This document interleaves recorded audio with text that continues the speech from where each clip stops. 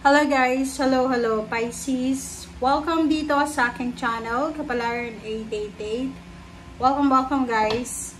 Alamin natin kung anong messages, vibration, gabay energy para sa lahat ng Pisces. This is general weekly tarot reading. So, last week na tayo ng October. So, this is from October 27 hanggang November 1 tayo. So, tingnan natin Pisces kung ano ang message, energy, gabay para sa inyong lahat. Okay? General reading tayo guys. So, please connect your intuition sa lahat ng baraha na lalabas dito. Okay, Pisces. Dito tayo sa first deck mo.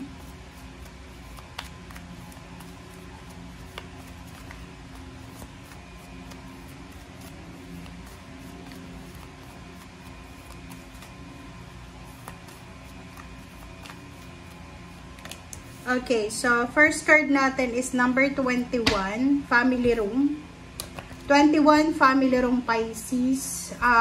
Nakikita ko sa'yo dito na this week ay posibleng ikaw ay makakatanggap ng balita. This is a good news about family, about renovation. Kung may pinaparenovate kang bahay, may pinapatayo kang bahay, moving forward siya. Kumbaga, may progress na nangyayari.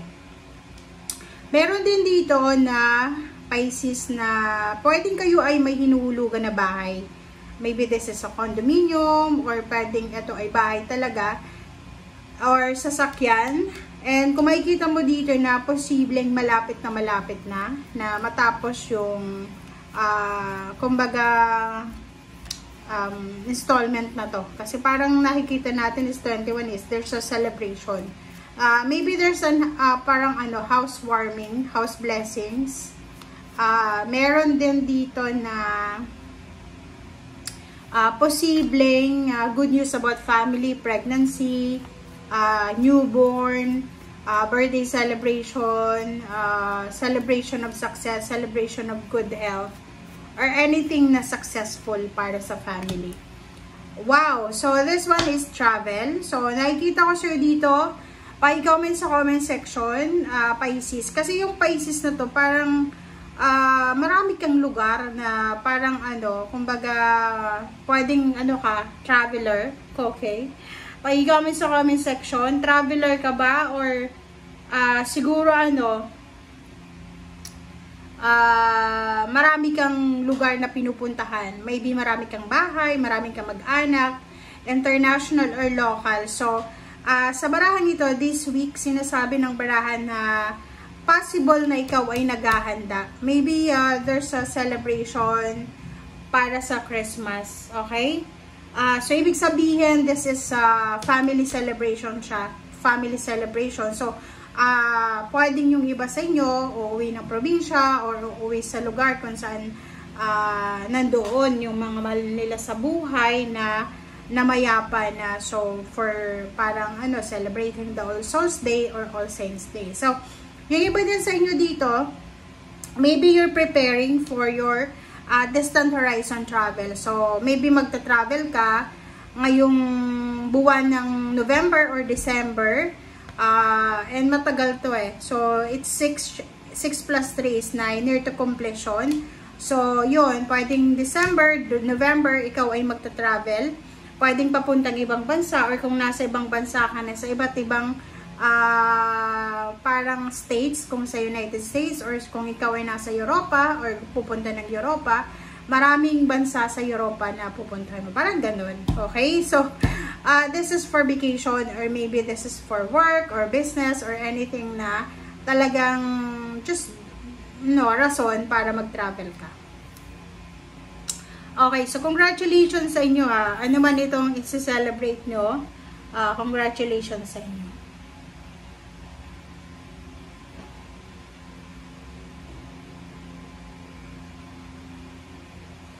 Alright, so let's check the second deck.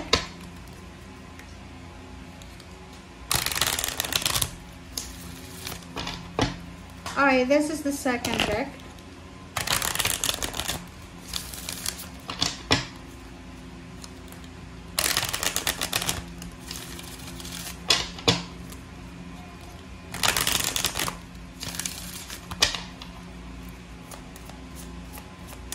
This is for Pisces. Okay, Pisces fairness. Wow. Okay. Ang ganda ng baraha mo. Okay. Please comment down below. Okay, Pisces. Doon sa mga Pisces na maybe you are suffering ng injustice. Maybe parang halimbawa maraming tao kang tinulungan, marami kang ginawang maganda, pero ang ibinalik sa'yo ay masama. Parang ganon. Maybe for the past few months, or few years na ginawa mo yung lahat, pero ang ending ay, diba, parang ikaw pa yung naging masama. So, sinasabi ng baraha sa'yo dito na sa linggong ito, okay, this is the week, okay, nasa monthly reading mo to Ito yung linggo na posibleng magiging fair and just yung buhay mo. Kumbaga, halimbawa, kung nakaranas ka ng injustice, maraming tao yung parang hindi ka na-appreciate or parang pinagtulungan ka, gang up, diba? Sa barahang ito, lahat ng mga tao, lahat ng mga individual na gumawa sa'yo ng masama, ay babalik sa kanila ang kasamaan na ginawa nila. Nakakakilabo to. Kasi ito ay justice to diba? Yung parang sinasabi ng barahan na this week, ngayong linggo mo marirealize na God is really merciful. Diba? Na parang, diba, karma talaga Pag gumawa tayo ng masama, talagang babalik masama. Pag gumawa tayo ng mabuti, kahit na pagtulungan ka pa ng mga tao dyan sa paligid mo, gawin kang masama, as long as ng mabuti kang tao, talagang ibabalik sa'yo ng universe kung ano yung para sa'yo.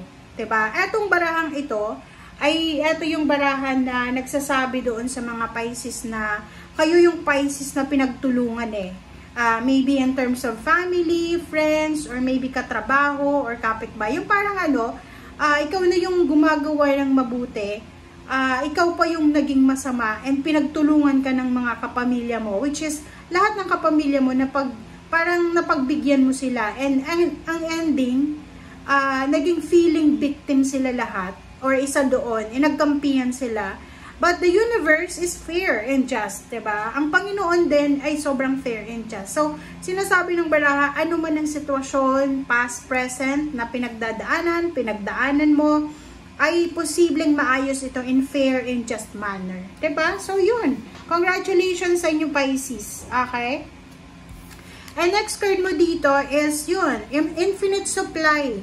Diba? So, habang ikaw ay minamaliit ng mga tao, habang ikaw ay ginajudge ng mga tao, habang ikaw ay pinagtutulungan, chinichismis, habang ikaw ay dinadown ng mga tao, ikaw naman ay pinagpapala ng Panginoon. So, you are supplied for today and all of your tomorrows. Diba? So, para sa akin, kung halimbawa lang na blessing yung kapalit ng mga masasamang ginawa sa'yo, mas maganda na to, diba? So, sinasabi ng baraha sa'yo dito, huwag kang mag-aalala, Pisces, kasi simula sa linggong ito, lahat ng pangangailangan mo ngayon, bukas, makalawa, and sa future, ay ibibigay sa'yo ng universe. Because the universe is parang enormous, huge yung blessing niya diba? So, malaki. So, sinasabi ng baraha, unlimited blessings are coming sa buhay mo. So, huwag kang masyadong magpanik, mag-alala, or kung ano pa man na negative emotion na posibleng maramdaman mo. Okay? Halimbawa, kung may nagtutulungan ka ng mga tao sa paligid mo, lalo na kapamilya, okay lang yun. If ako yung nasa kalagayan mo, halimbawa, may trabaho ka, may pera ka, wala ka namang ginagawang masama sa kanila, after mo silang tulungan, pinagtulungan ka nila. Diba? Kasi ganun ganun yung mga taong insecure. And kung ako sa'yo, just let them go. Diba? Kasi mas okay na yun na malayo yung mga taong inggitero-inggitera sa success mo. Mas maganda yung mag-isa ka lang, or konti lang yung friends mo, or yung mga trusted friends or family and relatives, kasi mas panatag yung ganun, guys. Okay? And isipin mo na wala kang dapat na ikatakot Lalo na kung wala ka naman na ginagawang masama. Okay? Let the universe decide. Let God decide kung ano or kung sino yung masama or kung ano yung dapat na mangyari. Okay? So, this is for Pisces.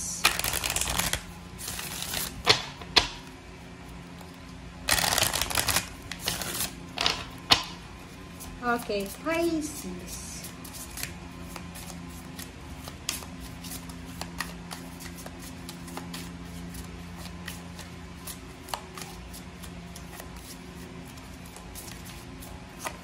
Okay, Rochelle, this is spiritual. As you honor and follow the guidance of your heart, prosperity is coming to you now. Oh, 'di ba? Kakasabi ko lang 'to sa iyo, Pisces, na sinasabi na kung susundin mo yung ginaguide or dinidikta ng puso mo, yung ngayon na mga nangyayari, this is the parang ano to pathway papunta sa prosperity mo 'di ba? So, kung ako sa iyo, makinig ka sa sinasabi ng iyong intuition, makinig ka sa sinasabi ng puso mo, ng isip mo, ng instinct mo, kasi yun yung importante. Okay? So, let's check.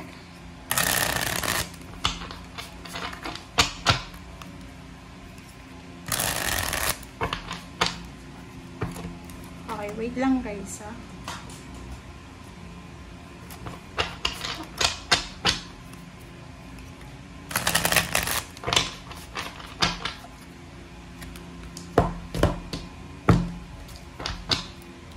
Alright, first card natin, Pisces, is Knight of Pentacles. This is money, earth signs, Virgo, Capricorn, and Taurus, fire sign, Leo, or Sagittarius. This is your energy, water sign, and this is fire sign. Okay, so yung first card natin dito, there's parang there's an incoming good news about money. Okay, so this Knight of Pentacles, maybe this is a good news about money, salary increase, higher position, or maybe this is good news about financial confirmation, new job, new career, parang ganon.